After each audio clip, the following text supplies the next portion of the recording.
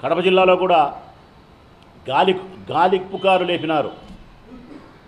Mydukur tough అని, Proddatur tight అని, రాజంపేట మరొకటని, ఎక్కడా ఏమీ లేదు.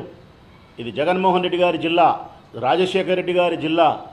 సంక్షేమ పథకాలతోనూ అభివృద్ధి కార్యక్రమాలతోనూ ముందుకు దూసుకుపోతా ఉన్న వైఎస్ఆర్ కాంగ్రెస్ పార్టీ జెండాను నిలవరించగలిగిన శక్తి ఈ ఉమ్మడి కడప జిల్లాలో తెలుగుదేశం పార్టీకి లేదు లేదు లేదు.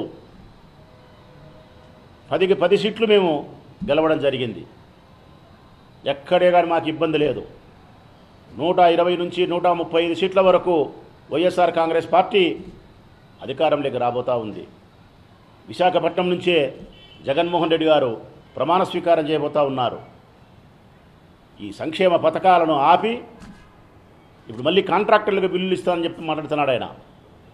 నేను ఒక మాట అడుగుతా ఉన్నా తెలుగుదేశం పార్టీ వారిని కూడా, సంక్షేమ పథకాలను చెల్లించాల్సింది రాష్ట్ర ప్రభుత్వమే, లబ్ధిదారులకు లబ్ధిని చేకూర్చాల్సిన బాధ్యత వైఎస్ఆర్ కాంగ్రెస్ పార్టీ ప్రభుత్వానిదే. మరి రాష్ట్రంలో చేసిన అభివృద్ధి కార్యక్రమాలకు కాంట్రాక్టర్ బిల్లులు చెల్లించాల్సిన బాధ్యత కూడా వైఎస్ఆర్ కాంగ్రెస్ పార్టీ ప్రభుత్వానికి కాదా? కాంట్రాక్టర్ల బిల్లులు ఏమన్నా ఉచితం ఇస్తూ ఉండే డబ్బులు అవి కాదు. అభివృద్ధి కోసం వారు చేసిన బిల్లులు చెల్లించాల్సిన బాధ్యత, సంక్షేమం కోసం పేదవారికి మధ్యతరగతి కుటుంబాలకు లబ్ధి చేకూర్చాల్సిన బాధ్యత.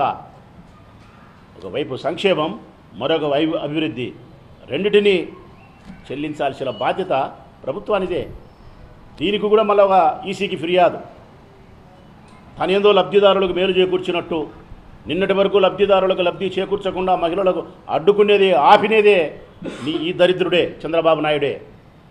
ఇప్పుడు మళ్ళీ నేను ఇమ్మని చెప్పినట్టు ఈ ప్రభుత్వం ఇయ్యనట్టు, కాంట్రాక్టర్లకు బిల్లు చెల్లించినట్టు, తెల్లవారి లేస్తే రాత్రి నిద్రించేంత వరకు చంద్రబాబు నాయుడు జీవితం అంతా అబద్ధాలతోనే గడిచిపోయింది. అబద్ధాలతోనే తెల్లవారింది, అబద్ధాలతోనే చీకటి అయింది. ఆయన జీవితం అంతా అబద్ధాలతోనే నడిచిపోయింది.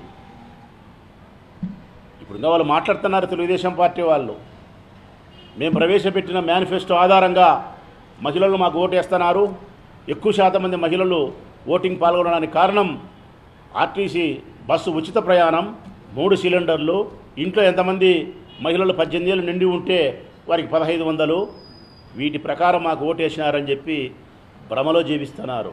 నేను స్పష్టంగా చెప్తా ఉన్నా, అటువంటి ప్రబుద్ధులందరికీ ఒక మాట చెప్తా ఉన్నా, చరిత్రలో ఉండబడిన ఒక సత్యం మీకు గుర్తు చేస్తూ ఉన్నా. 2014 ఎన్నికలప్పుడు మీరు చంద్రబాబు నాయుడు ఇచ్చిన హామీ, పొదుపు సంఘాల మహిళల యొక్క రుణాలను మాఫీ చేస్తాను, నాకు ఓటేయండి అని చెప్పినాడు. ఆయన నమ్మి ఈ రాష్ట్రంలోని మహిళలు ఆయనకు ఓటేసి అధికారంలోకి తెచ్చినారు 2014లో చంద్రబాబు నాయుడు. అధికారంలోకి వచ్చినప్పటి నుంచి 5 సంవత్సరాల కాలం పాటు పొదుపు సంఘాల మహిళలకు సంబంధించిన రుణాలను మాఫీ చేయకుండా వాటిని గాలికి వదిలేసినాడు. 2018 ఆఖరికి వచ్చిన తర్వాత రుణాలను మాఫీ చేయకుండా వారి ఓటును మళ్ళీ తిరిగి వేసుకునే దానికోసం, భ్రమలో ఉంచేదానికోసం పసుపు కుంకుమ పేరుతో 10,000 రూపాయలు వాళ్ళ చేతిలో పెట్టి మోసం చేసే ప్రయత్నం చేసినాడు. అప్పుడు ఏమైంది అని అడుగుతా ఉన్నా తెలుగుదేశం పార్టీ వారిని, చంద్రబాబు నాయుడుని అడుగుతా ఉన్నా. డాక్రా రుణాలు మాఫీ అని చెప్పి నువ్వు చేయకుండా 5 సంవత్సరాలు గాలి కొదిలేసి చివరికి వచ్చిన తర్వాత పసుపు కుంకుమ అంటే నువ్వు 10,000 ఇస్తే నీకు ఓటు వేసినారా? వాళ్ళు ఓటు వెయ్యలే. 151 సీట్లు 2019లో వైఎస్ఆర్ కాంగ్రెస్ పార్టీకి ఇచ్చినారు. అంటే దాని అర్థం నువ్వు మోసం చేసినావు, ఇచ్చిన వాగ్దానాన్ని తప్పినావు, మా రుణాలను మాఫీ చేయలేదు, ఈ 10,000 రూపాయలు పసుపు కుంకుమ పేరుతో మమ్మల్ని మోసగిచ్చేందుకు నువ్వు ఇచ్చే తాయిలాలుగా భావించినారు. కాబట్టే నిన్ను చిత్తుగా ఓడించి 23 సీట్లకు పరిమితం చేసినారు. మరి నాడు పసుపు కుంకుమ, నేడు ఆర్టీసీ బస్సు ఉచిత ప్రయాణం, 3 గ్యాస్ సిలిండర్లు, ఎంతమంది ఆడపిల్లలు 18 ఏళ్ళు నిండి ఉంటే అంతమందికి 1500. ఆ పసుపు కుంకుమకు ఏ విధంగా 10,000 ఇస్తే నీకు సున్నం పూసినారో, ఈరోజు నువ్వు చెప్పిన మేనిఫెస్టోని ఈ అంశాలకు కూడా అదే ఫలితమే నీకు ఇస్తూ ఉన్నారు. దాన్ని నమ్మలే, దీన్ని నమ్మలే. ఒక్కసారి మాట పోయిన తర్వాత, అబద్ధాలు చెప్పి ప్రజలను మోసగిచ్చిన తర్వాత, ఏ రాజకీయ పార్టీకి సంబంధించిన నాయకుడైనా కానీ తన మాటను నిలుపుకోకపోతే, నమ్మకాన్ని కోల్పోతే ఆ రాజకీయ పార్టీ ఉండినా లేనట్టే, ఆ రాజకీయ పార్టీకి సంబంధించిన నాయకుడు బ్రతికిన 100 సార్లు చచ్చినట్టే. ఇది చంద్రబాబు నాయుడు జీవితంలో స్పష్టంగా అర్థమైనటువంటి నగ్న సత్యం. చంద్రబాబు నాయుడు జీవితాన్ని ఆధారంగా చేసుకొని భావితరాలకు సంబంధించిన రాజకీయ నాయకులు ఆ దిశగా ప్రయాణం చేయకుండా జగనన్న దిశగా ప్రయాణం చేయాలని అర్థమయ్యే దానికోసం జరిగిన ఎన్నికలే ఇది. నమ్మకానికి సంబంధించిన ఎన్నికలు. ఒక వాగ్దానం ఇస్తే జగన్మోహన్ రెడ్డి గారు ఆ వాగ్దానాన్ని నిలబెట్టుకుంటే, నమ్మకమైనటువంటి పరిపాలన ప్రజలకు అందిస్తే ఎటువంటి తీర్పు ఇస్తారని చెప్పడానికి ప్రత్యక్షమైనటువంటి సాక్ష్యం 2024 ఎన్నికలే. ఈ ఎన్నికలే చంద్రబాబు నాయుడు యొక్క శకాన్ని ముగిసిపోతూ ఉంది. జగనన్న పాలనకు మరొక 25 సంవత్సరాల పరిపాలన కొనసాగించడానికి ఆయనకు ప్రజలిచ్చే తీర్పుకు ఇది తొలి అడుగు అవుతుంది, మలి అడుగు అవుతుందని చెప్పి స్పష్టంగా నేను చెప్తా ఉన్నా.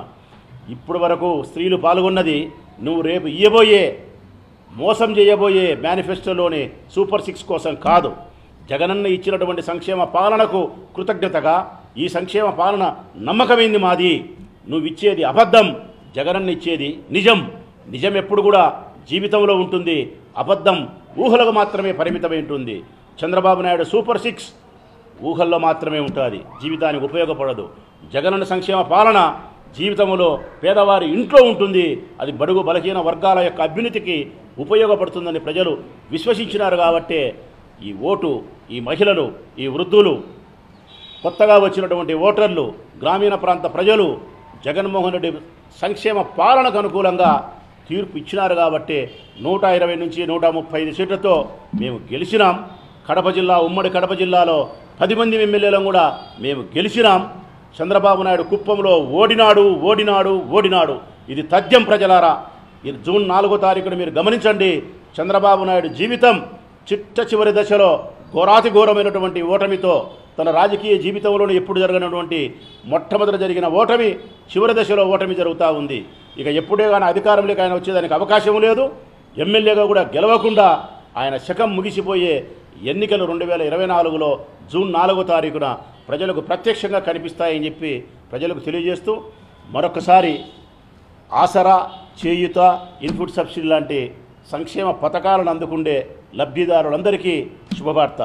జగనన్న సర్కార్ మీ అకౌంట్లో, మీ లబ్ధిదారులకు అకౌంట్లో మీకు రావలసిన సొమ్మును, డబ్బును జమ చేస్తూ ఉన్నందుకు సంతోషిస్తూ, మనస్ఫూర్తిగా ఎన్నికలకు ముందు కూడా మేము చెప్పినాం, 13వ తారీఖు ఎన్నికలు అయిపోయిన తర్వాత జగనన్న ఇచ్చిన మాటకు కట్టుబడి శ్వాస ఉన్నంత వరకు మీకు ఇచ్చిన మాట ప్రకారం 14, 15, 16 తారీఖున మీ అకౌంట్లో జమ చేయబడుతుందని మేము ఎన్నికల ప్రచారంలో కూడా నేను చెప్పిన.